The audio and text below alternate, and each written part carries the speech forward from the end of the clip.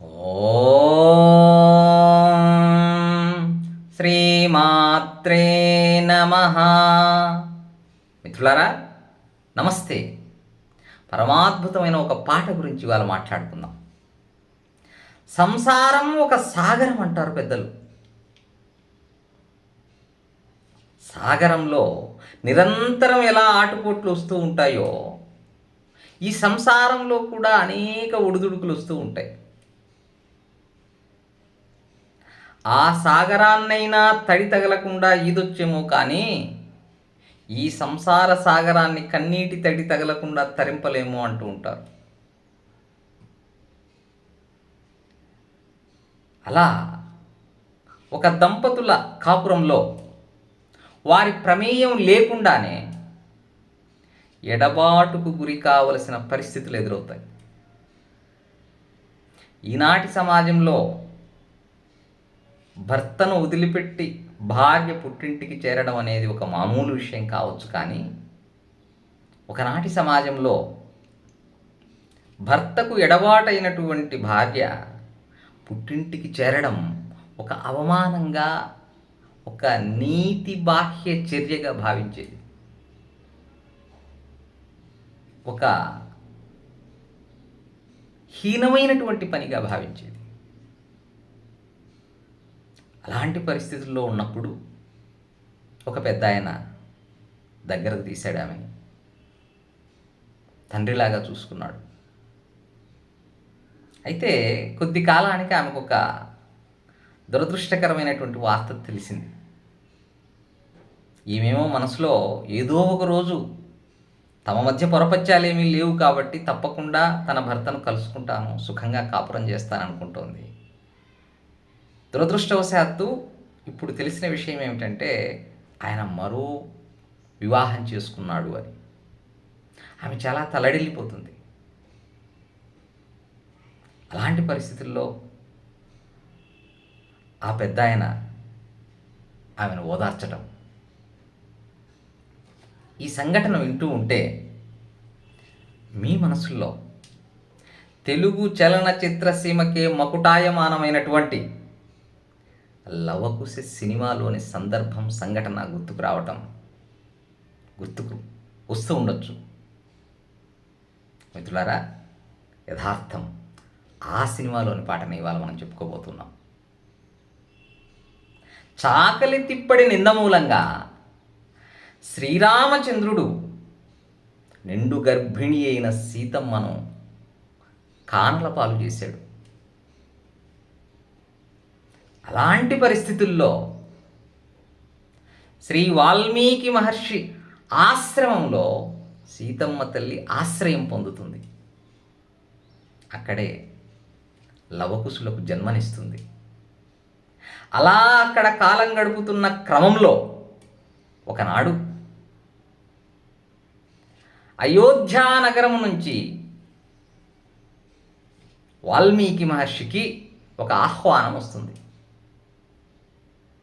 శ్రీరామచంద్రుడు అశ్వమేధ యాగం నిర్వహిస్తున్నాడని, ఆ యాగానికి మీరు తప్పనిసరిగా హాజరు కావాలని ఆ వాల్మీకి మహర్షికి విన్నపం తెలియజేశారు. వాల్మీకి మహర్షి కూడా ఎంతో ఆనందించాడు. అది తన అదృష్టంగా భావించాడు. అయితే ఈ వార్త సీతమ్మ తల్లికి ఒక పిడుగుపాటులాగా వినిపించింది. ఎందుకంటే సీతమ్మకు తెలుసు, యజ్ఞయాగాదులు పత్నితో కలిసి చేయడమే రివాజు అని. అయినా సందేహం తీరక అక్కడ ఉండే మునీశ్వరుల్ని, మునిపత్నుల్ని అడుగుతుంది. వారు కూడా భార్య లేకుండా యజ్ఞయాగాదులు భర్త నిర్వహించడం సముచితం కాదని తెలియజేస్తారు. ఆ విషయం తెలిసినప్పటి నుంచి ఇక సీతమ్మ మనసులో ఉండదు. నవనాడులు కృంగిపోతాయి. అతి కష్టం మీద నడుచుకుంటూ తన కుటీరానికి వచ్చి స్పృహ కోల్పోతుంది. విషయం తెలిసినటువంటి వాల్మీకి మహర్షి ఆ కుటీరంకు వచ్చి సీతమ్మ యొక్క మనోవ్యధను మొదట తొలగించాలి. ఇప్పుడు ఒక వ్యక్తికి ఏదైనా ప్రమాదం, ఒక యాక్సిడెంట్ సంభవించినప్పుడు ఆ మొదటి గంటను గోల్డెన్ అవర్ అంటాం. ఆ సమయంలో చేసే ప్రథమ చికిత్స కావచ్చు, ఇమ్మీడియట్గా ఆ వ్యక్తిని ఒక హాస్పిటల్కి చేర్చడం కావచ్చు, ఆ సందర్భంలోనే వైద్యులు తీసుకునే చికిత్స కావచ్చు, ఇదంతా కూడా చాలా విలువైనటువంటి కాలం. అలా మొదట వాల్మీకి మహర్షి తన తపోశక్తిని ధారపోసి సీతమ్మ తల్లి సశరీరంగా ఆ శరీరం నుంచి బయటకు వెళ్ళే శక్తిని ప్రసాదిస్తాడు. ఇప్పుడు మనకు కనిపిస్తున్నది స్థూల శరీరం. ఈ స్థూల శరీరమే కాకుండా సూక్ష్మ శరీరము, కారణ శరీరము అని ఉన్నాయి. అలా ఆమె సూక్ష్మ శరీరంతో, వాయువేగంతో, మనోవేగంతో వెళ్ళగలిగే శక్తినిచ్చాడు. అలా ఆ సీతమ్మ తక్షణం అయోధ్యకి, అందులోని అంతఃపురానికి వెళుతుంది. అక్కడ కొంగు కప్పుకున్నటువంటి ఒక మూర్తిని చూసి వెళ్ళి ఆ కొంగు తొలగిస్తుంది. చూస్తే కాంచన సీత, సువర్ణ సీత, బంగారు సీతమ్మ తల్లి అక్కడ దర్శనమిస్తుంది. సీతమ్మ పరమానంద భరితురాలవుతుంది. ఆ మూర్తి నుదుట తన సింధూర రేఖను దిద్దుతుంది. రాముడికి సీతమ్మ వస్తే తెలియకుండా ఉంటుందా? వారిది అవ్యాజమైన, అజరామరమైనటువంటి ప్రేమ. కాబట్టే శ్రీరామచంద్రుడు సీతా సీత అంటాడు. ఆ సింధూర రేఖను చూసి తప్పనిసరిగా సీతమ్మ వచ్చిందని గ్రహిస్తాడు. పలవరిస్తూ కలవరిస్తూ స్పృహ తప్పుతాడు.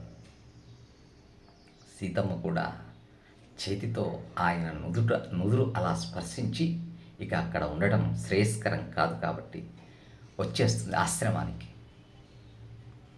ఇప్పుడు వాల్మీకి మహర్షి ఆమె వ్యధను పోగొట్టాడు. ప్రథమ చికిత్స అయిపోయింది, కానీ ఇంకా చికిత్స అయితే చేయాలి. పూర్తిగా ఆమెలో ఉండే ఆ సందేహాన్ని పూర్తిగా నిర్మూలించడం కోసం ఆయన ఏమన్నాడు అంటే, దాన్ని ఒక చక్కటి గీతంలో, లవకుశ సినిమాలో సముద్రాల రాఘవాచార్య గారు పరమాద్భుతమైన పాటగా రూపొందించడం, దానికి ఘంటసాల గారు ఆ పాటకు ప్రాణం పోయడం, సంగీతం కూడా ఘంటసాల గారే. ఆ పాటకు సంబంధించి వాల్మీకి మహర్షిగా మనకి చిత్తూరు నాగయ్య గారు, సీతమ్మగా అంజలీదేవి, అద్భుతమైనటువంటి ఆ నటన. ఈ సినిమాకి దర్శకత్వం సి పుల్లయ్య, చిత్తజల్లు పుల్లయ్య గారు. అయితే ఈ సినిమా 5 సంవత్సరాల కాలం, 1958లో మొదలుపెట్టి 63లో రిలీజ్ చేశారు. నిర్మాత యొక్క ఆర్థిక పరిస్థితుల కారణంగా ఆ కాలం తీసుకుంది. ఈ కాలంలో పుల్లయ్య గారు అనారోగ్యానికి గురి కావటం, పుల్లయ్య గారి కుమారుడు సిఎస్ రావు ఈ సినిమాని, ఆ మిగిలిన భాగాన్ని అంతా నిర్మించడం జరిగింది.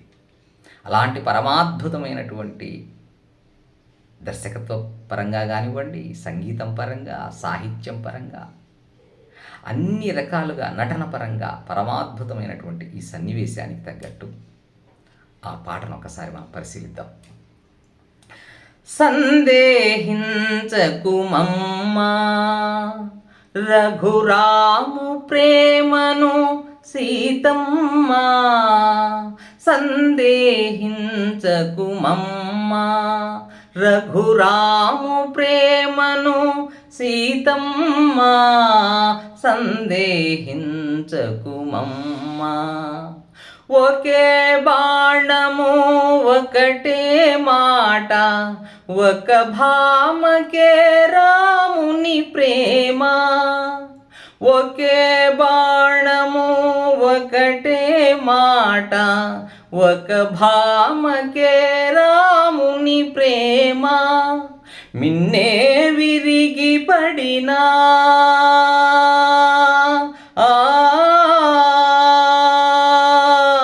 మిన్నే విరిగి పడినా వ్రతభంగము కానీడమ్మా, సందేహించకుమమ్మా. రఘురాము ప్రేమను సీతమ్మా, సందేహించకుమమ్మా.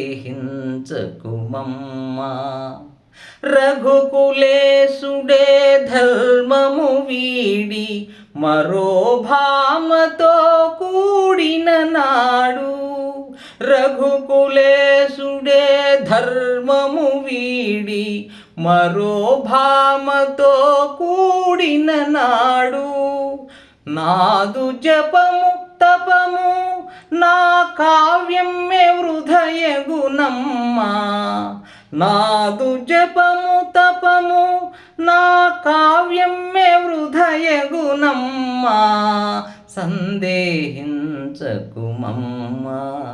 రఘురాము ప్రేమను సీతమ్మా. ఇందులో మనం గమనిస్తే ఆ పాట ఎత్తుగడే సందేహించకుమమ్మా.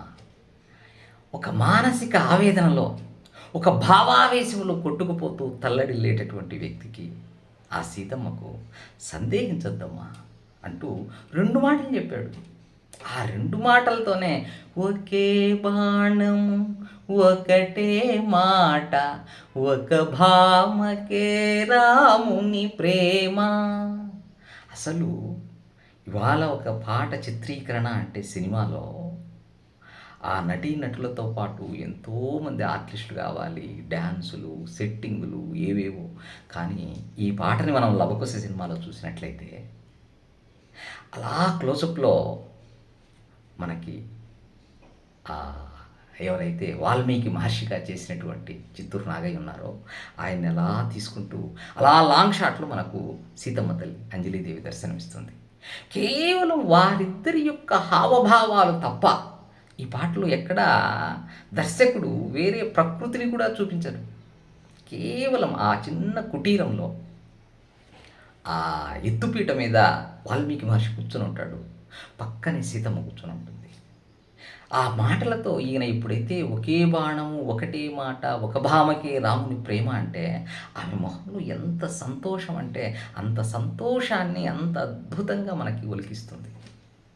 అలాగే మిన్నే విరిగి పడిన వ్రతభంగము కానీయడమ్మ, సందేహించకమమ్మ. ఈ ప్రతి పల్లవి కానివ్వండి, చరణం అయిన తర్వాత ఆ మ్యూజిక్ బీట్ వచ్చినప్పుడు కేవలం క్లోజప్లో మనకి ఆ అంజలీదేవి ముఖం కనిపిస్తూ ఉంటుంది.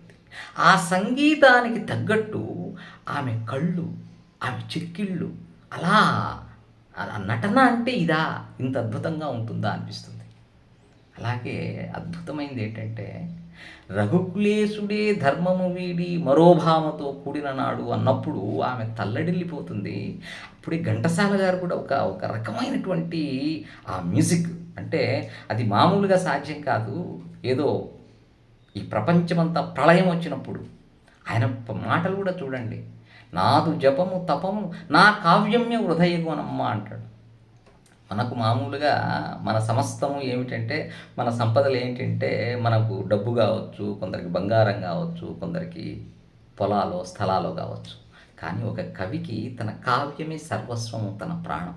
కాబట్టి ఆయన నా కావ్యమే హృదయగునమ్మ అంటాడు.